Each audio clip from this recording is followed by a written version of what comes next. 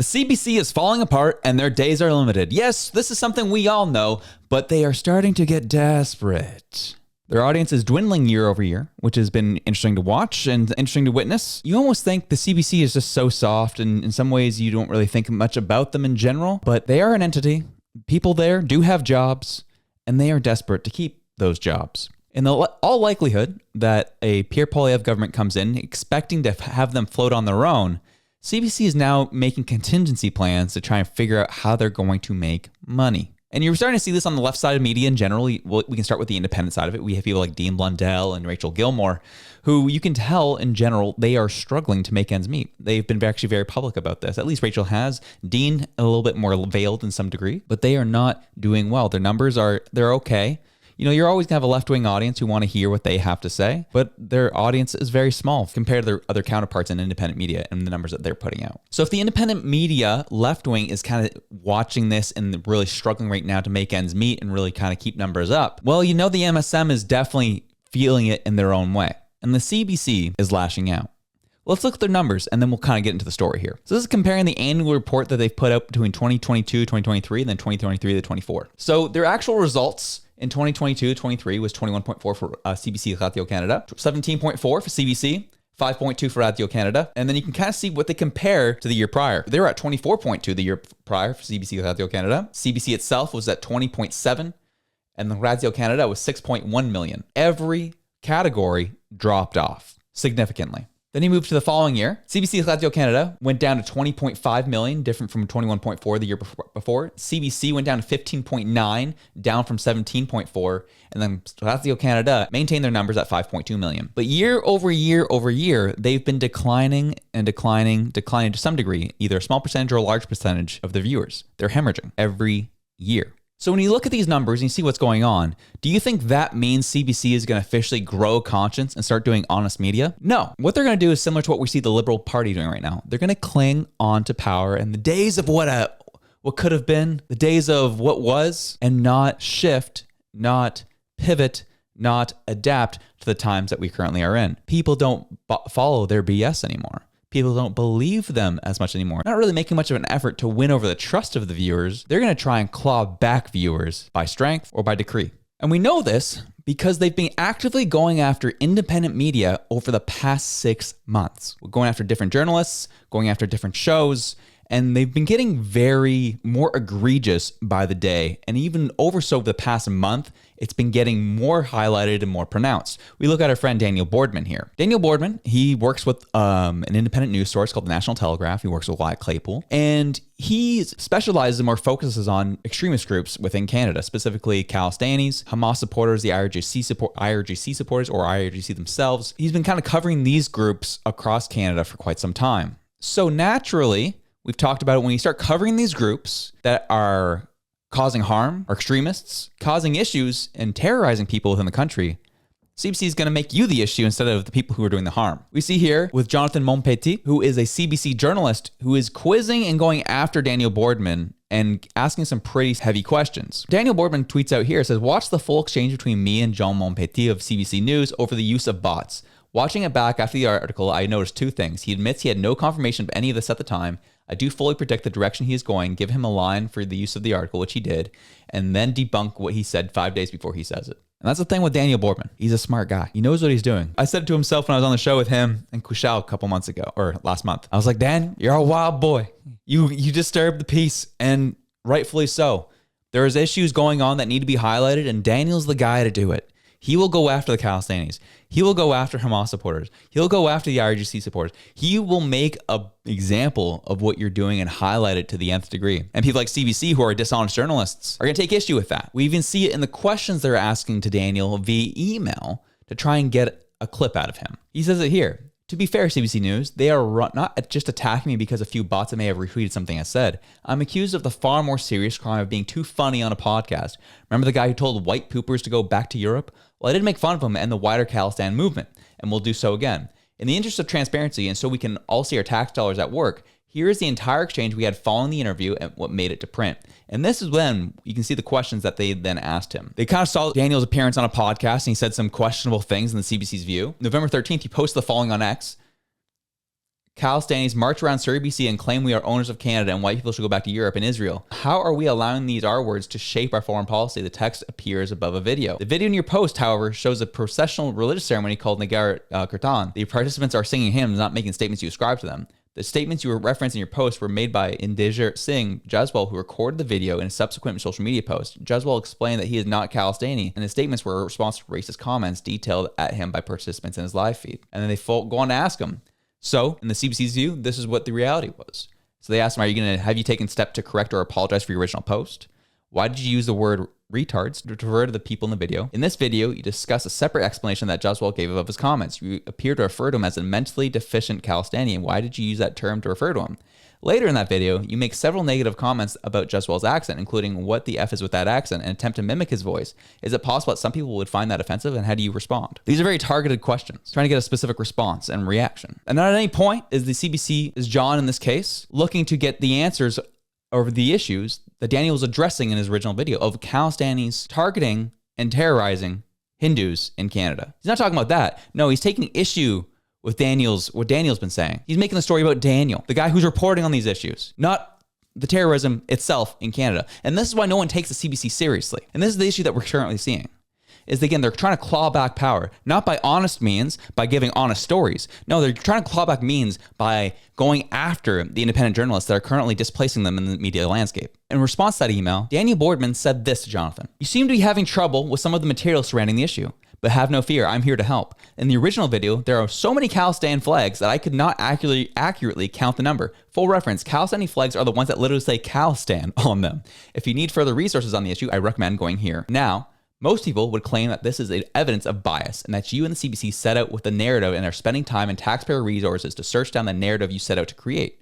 However, you and I both know that the integrity of the journalists at the CBC is beyond reproach, as you're all men, women, and non-binaries of honor.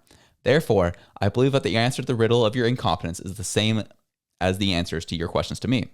What else could this be but irrefutable evidence of the corrosive effects to one's cognitive functioning that occurs when embracing the Khalistani narrative? I hope this helps clear things up a bit, and that you know that I'll always be there for you, your dear friend and mentor, Daniel Boardman. Oh man, as I said, Danny's a wild boy.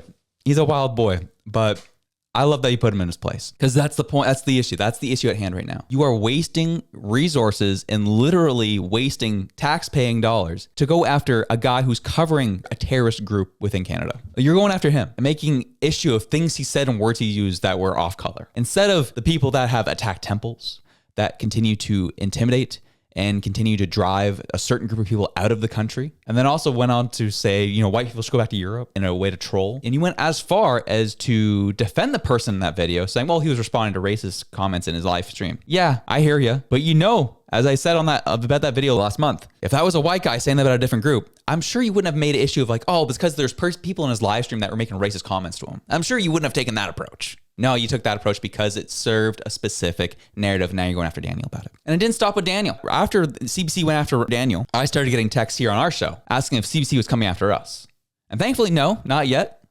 Might after this show, they might. They haven't come after us yet, but they've been going after Kushal, been going after Daniel, going after Bratney. I'm sure our time's coming. These people are duplicitous, disgusting individuals who are clinging on to power and clinging onto a job in the name of free speech, in the name of fairness, and they're going after the competition. They view us as competition, as they should, because we are displacing and taking their audience day by day, and they don't know what to do about it. They don't want to go about it by honest means. No, they want to go about it by force and crafting false narratives.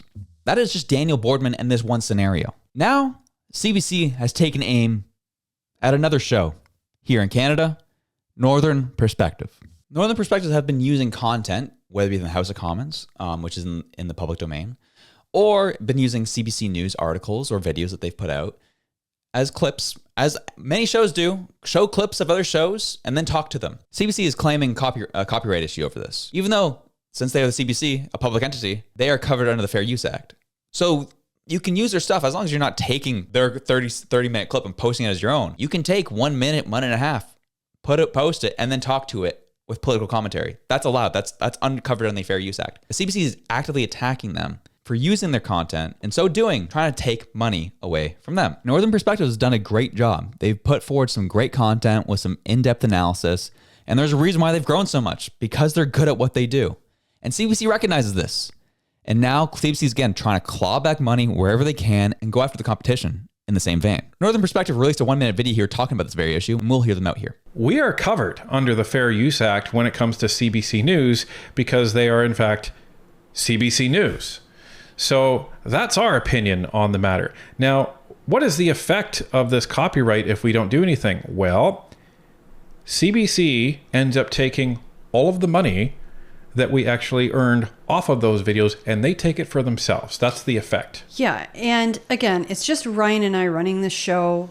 You know, all of our income comes from YouTube now, after Ryan lost his job with the government. And I mean, we put in a lot of work to keep Northern Perspective running. We don't believe that it's fair for an entity to come in, ignore the fair use laws, and then take what we've earned from Northern Perspective. We are very confident we're going to win this, and it has been escalated within YouTube since there's no point in filing another appeal with CBC because they're just going to probably dispute that and bring it back on us. So we're going this route, and if YouTube finds that CBC has falsely claimed copyright against our channel, there's some possible consequences to that. You know, they try to really break down what's happening, what's going on. As I've said on multiple occasions, to each their own. Do what you want to do. I don't know. I'm not a huge fan. I'm not, it's not my style, I should say, to claim it's not fair, because these people don't play fair. They haven't played fair. That's just the reality of the nature. So you have to go at them equally as hard. That's why I appreciate Daniel Borden making an example of this sham CBC News journalist. In the same way, I get it. People have different personalities. They approach things differently. Some are more diplomatic than others. But in this case, if they're going to come at you hard, they need to come at them equally as hard. And I'm not a huge fan of playing it's not fair. No, the media landscape right now and the way things are going is not fair. CBC News is propped up by government money. We're not, but they are. We actually have to fight in the marketplace of ideas, whereas they can post whatever they want and they'll be okay. That's just the reality. We're not playing by fair rules. So claiming things are fair or not, to teach their own, I'm not hating on it.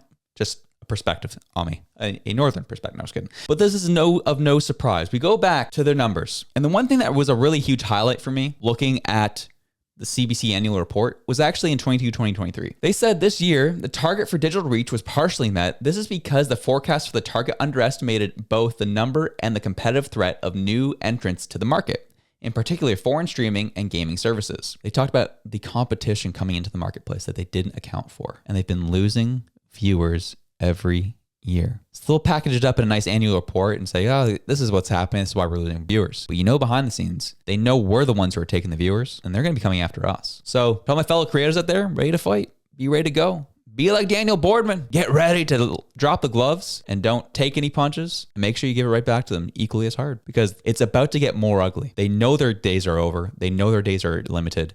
And the machine is going to lash back. So we need to be prepared and ready to fight. And let's do some comparison, shall we? I did some sleuthing. We see these numbers. CBC finished the year at 20.5, or CBC channel did 15.9 million unique visitors. 15.9 million. And then you had Radio Canada at 5.2, then CBC Radio Canada at 20.5.